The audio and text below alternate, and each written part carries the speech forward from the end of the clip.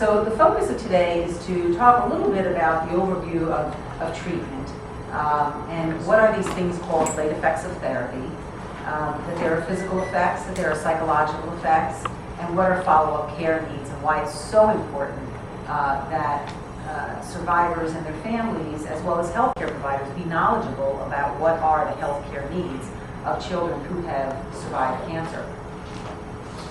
I don't know, any of you may or may not know much about Greek mythology. I know nothing except for about Damocles.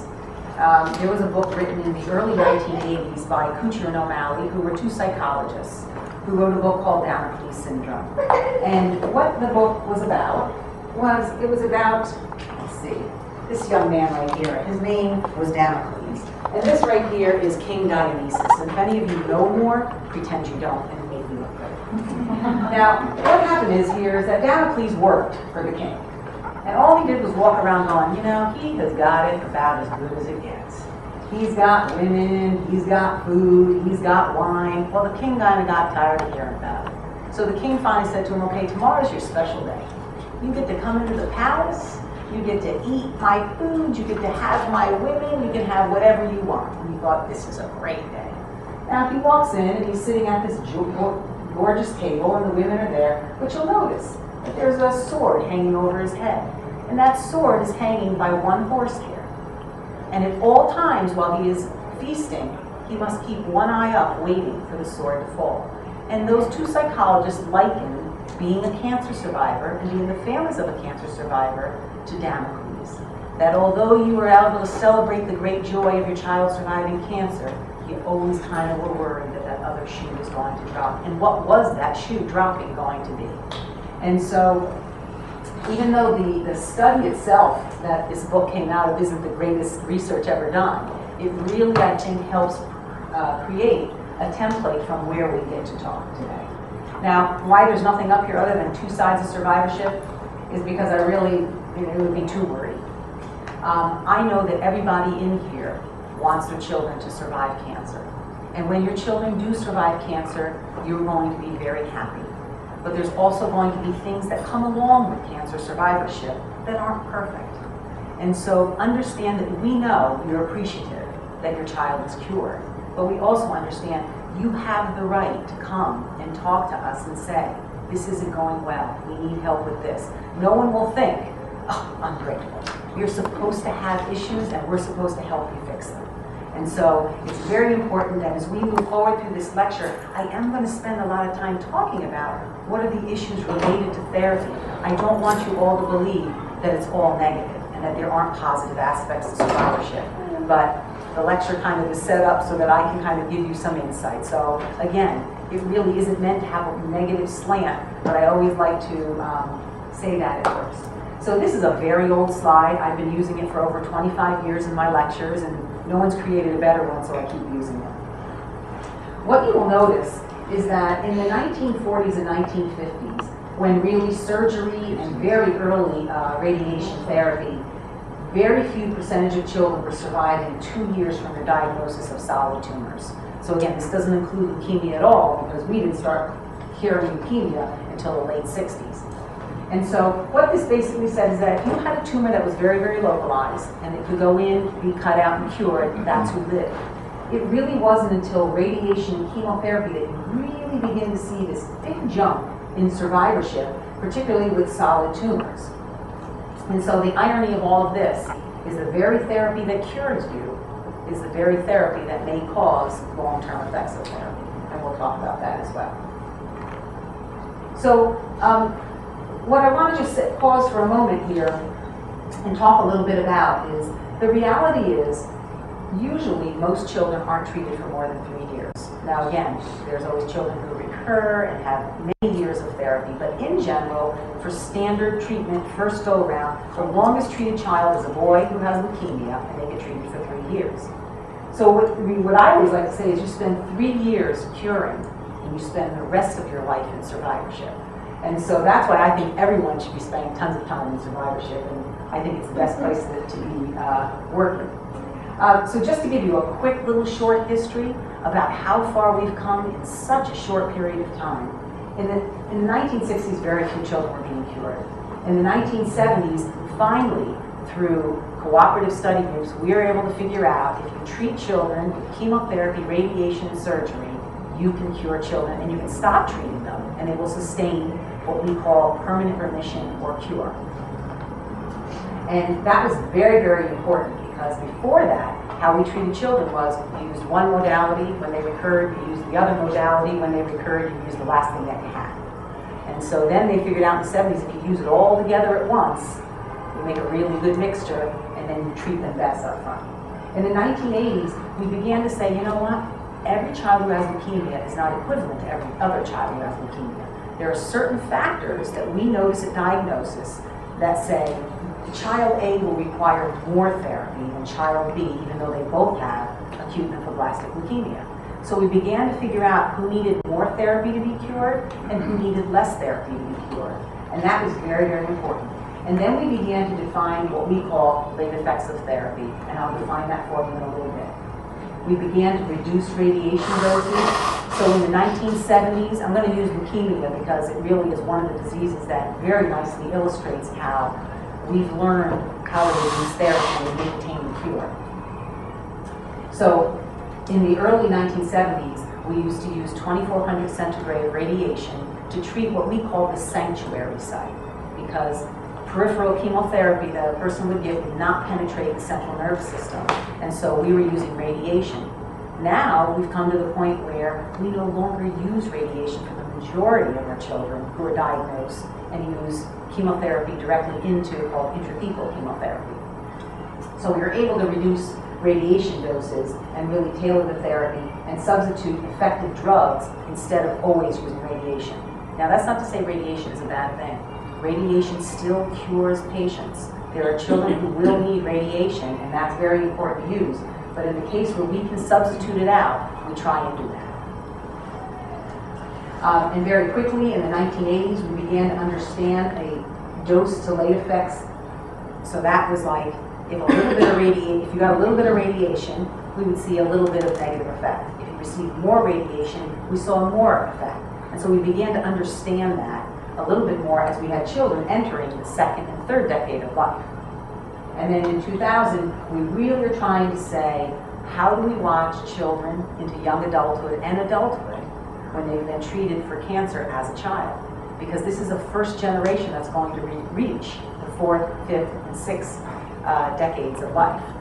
So we have still a lot of watching to do. I'm going to not use this slide, obviously, because this is what happens when you prepare on an Apple and you present on a PC, is that you lose some of your stuff, your things. But right now there are over 250,000 childhood cancer survivors in the United States. And it is thought that 1 in 570 individuals who are between the age of 20 and 34 are survivors of childhood cancer. So why do we use chemotherapy and radiation?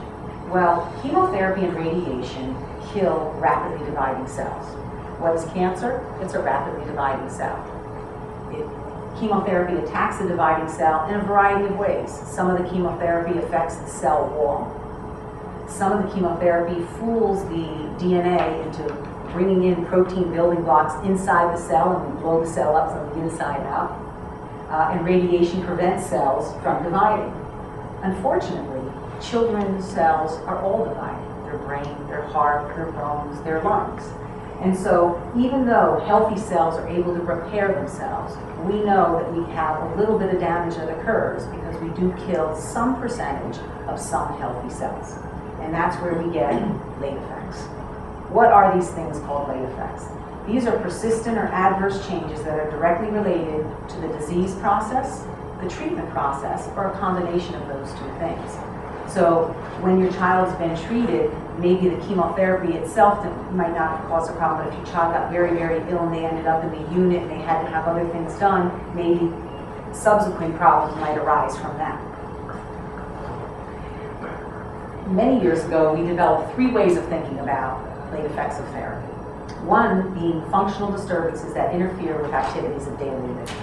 So the best example I can give you of that is even though the surgery that this young boy had to treat his sarcoma, which was an amputation, is not a long-term effect, that's an acute effect, the adaptation that this young adult goes through for the rest of their life is kind of a long-term, clinically obvious effective therapy.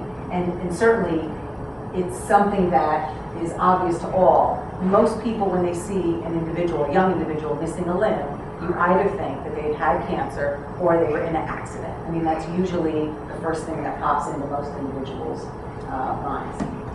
These are clinically subtle effects. These are effects that really are only going to be, we're really only going to pick them up. Moms may pick them up too, because moms really are very, very cognizant of everything. So these are a bit less obvious. So I'm going to show you two pictures here. This is a boy who was 9 years old at the time that he was treated, and he was treated for Hodgkin's disease back in 1970. Hodgkin's disease is a lymphatic type of tumor. And one of his treatment modalities was 4,000 centigrade, or 4,000 dose units of radiation to what we call the mantle. Now the mantle is right through here. Now, what this young man has, and I don't know if you can really appreciate it, is what we call hypoplasia, or underdevelopment of the bones and soft tissue in the field of radiation. He has what we call the Popeye effect. So his neck is very slender. You can see if you look at where his shoulders are in relation to the lower part of his trunk, which did not receive radiation. So he kind of comes to and his jawline is very, very narrow. Now, of course, most people seeing this are not going to think, this kid had radiation. But this is certainly something that I would be looking for if I knew I was seeing a young child who was coming in to see me after they had received mantle radiation. Now, just to show you the benefits of following survivors and understanding treatment effects, this is another 9-year-old at time of treatment, a decade later. He received half the dose of radiation and received chemotherapy along with his radiation. Now, he also has a slightly slender neck, but you'll notice that his jawline is not as narrow, and he's not as narrow, and there's not as much of a demarcation. Here you can almost see like a little bit of a ridge right here, where he was receiving his radiation. So what we learned is that we could lower the dose of radiation, decrease some of the long-term effects, being the physical changes that he was experiencing, but not reduce cure, which is very, very important. We don't want to reduce cure. Then subclinical effects are probably the most important to us as healthcare providers. These are detectable only by screening, either by lab or x-ray or other kinds of testing, because these are the ones that hopefully through survivorship programs we identify early so that we can change the outcome, or at least the full impact of outcome. An example of this that I will give you is, let's say a baby who receives, a girl, who receives radiation at a very, very young age to her ovaries. And a high enough dose that her ovaries aren't going to work. And it has to be a high enough dose, so we'll talk about that a little bit later. Now, we aren't going to change that that child may or may not have ovarian failure. But what we can do is we can watch very closely during 12, 13, 14, and 15 years of age to identify, are her ovaries doing what they're supposed to do, because all girls during that time are supposed to get dressed and get to shave and yay, do all the fun things that teenage girls want to do. But more importantly, if they don't have estrogen, they're not laying down good bones. We need to get them estrogen so they have strong bones and a healthy heart, and they grow well, and we keep their bodies healthy. So again, we can't necessarily change that they're going to have ovarian failure, but we can change the negative effects of not having enough estrogen. So again, by watching and carefully monitoring, we can decrease the full negative impact of things. And you should all feel free, because I'll just keep rambling. If I'm saying something that seems unclear or I need to clarify, please stop me. So what kinds of things influence how significant a problem a child is going to have when they receive a particular kind of therapy? Well, age is very important. In most cases, not all, the younger the age, the more dramatic the effect. So if we give radiation to a 3-year-old to their brain, that's going to impact, let's say, their cognitive functioning more than if it was a 10-year-old who was receiving the same dose.